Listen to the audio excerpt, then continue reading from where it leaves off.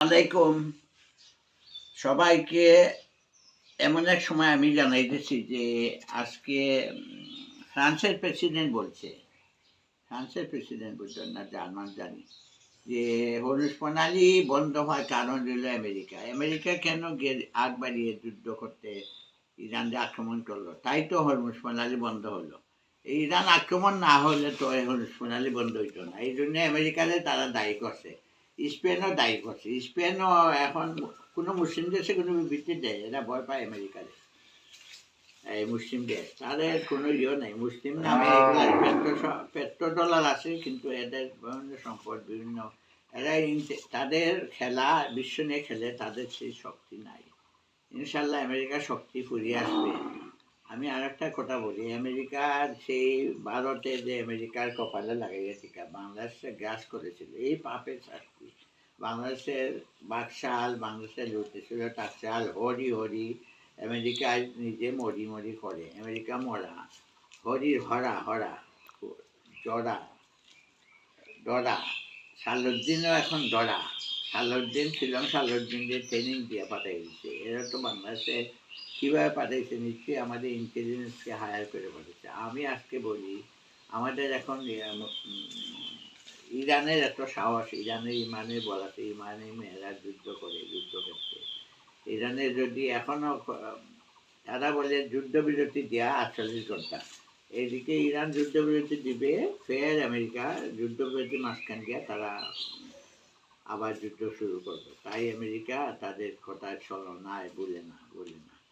আজকে আমি যে কথা বলি, ইনশাল্লাহ আপনার শুনে রাখুন।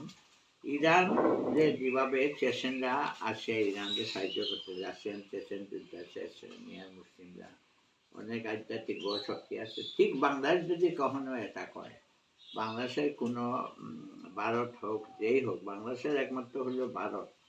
আমাদের আগ্রাসন, ভারতের সীমান্তে আগ্রাসন, তারেক রহমান ভয় পাইতে পারে, আমি ভয় পাই না ইনশাল্লাহ। তারেক রহমান ভয় পাইতে পারে, তাহলে আমাদের পক্ষে আছে চেচেনরা যুদ্ধ করবে। চেচেন যুদ্ধের আমাদের পক্ষে আছে, যুদ্ধ করবে। এই গরু বেউ বেউ করে ভারতের গরু মোদির মিডিয়া আমাদের এইগুলা কথা লিখবে না। ঠিক ঠিক মার্কা সাংবাদিকরা লুকিয়ে গেছে করতে।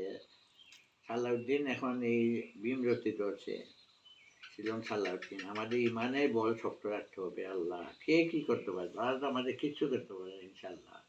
আমাদের দেশটা এমন হয়ে গেছে, পূর্ব দিকে থেকে সূর্য উঠেছে রক্ত লাল। আজ আমাদের পূর্ব কূটনীতিক দিকে পূর্ব দিকে আমাদের সাহায্যের জন্য আবেদন করতে হবে। সবাই আসবে আমাদের পক্ষে, অস্ট্রেলিয়া, চীন, জাপান, ইনশাল্লাহ উত্তর দিকে চীন, জাপান, আসিয়ান, সিঙ্গাপুর, মালয়েশিয়া, আরও কয়েকটা দেশ আছে, তারা আসবে আমাদের সাথে সাহায্য করবে। চেচেনরা আমাদের পক্ষে যুদ্ধ করবে। তাই এই বিশ্বাসে আমাদের আগে চলবে। রাশিয়া যদি আমাদের একটু সাহায্য করে, 7টা রাজ্য আমরা ফিরে নিয়ে আসতে পারবো। তোমরা দেখো, রাশিয়া, তুরস্ক, পাকিস্তান। ধন্যবাদ। আমি আবারও বলি, চেচেন যুদ্ধের আমাদের সাহায্য করবে যদি আমাদের কখনো আমরা ভারত আমাদেরকে ডিস্টার্ব তো করতেছি। চেচেনরা আমাদের পক্ষে একটা যুদ্ধ করবে। ধন্যবাদ। আমিন। আসসালামু আলাইকুম। ইনশাল্লাহ আমরা এই একটা ইস্টার্ন রিফাইনারি করছিল আইয়ুব খান, আরও করে রাখতো। বাংলাদেশ 54 বছরে কিছু হয়েছে? 55 বছরে কিছুই হয় নাই। আমাদের একটা আইয়ুব খান করছিল ইস্টার্ন রিফাইনারি, আরও তেল শোধনাগার, রিফাইনারি আমাদের করা উচিত ছিল। ধন্যবাদ। আমাদের মিসাইল বানানো উচিত এখন। এই কি যুদ্ধ দেখাচ্ছেন, মিসাইল একবারে দিল্লি পর্যন্ত মিসাইল। আর ট্রাম্প যদি আমাদের ইরানে অ্যাটাক না করে, দিল্লি অ্যাটাক করে আমাদেরকে সেনাদের দিয়ে আসতে পারতো, আর সেনাদের ডরে নিয়ে আসতে পারতো, ট্রাম্পের ভালো হতো, আমেরিকার জন্য ভালো হতো। আর আমেরিকার জাহারানো ইমেজ আর ঠিক হবে না। আরও 10 বছর পরে আমেরিকা মরতে সবাই বলবে যে ইরানই আমাদের বন্ধু, ইরান তোমরা আমাদের সাথে আসো। শক্ত ভক্ত নরমের জন্য গন্ডারের চামড়া, এই গন্ডারের চামড়া তারা গালি খাইছে, তারপরেও তাদের হুঁশিয়ার না, আবার ভারতে পালিয়ে করে। ধন্যবাদ। আসসালামু আলাইকুম। আবারও বলি, চেচেনরা আমাদের পক্ষে সবসময় সাহায্য করবে, তা আল্লাহর দিক থেকে ইনশাল্লাহ। আসসালামু আলাইকুম রহমতুল্লাহ।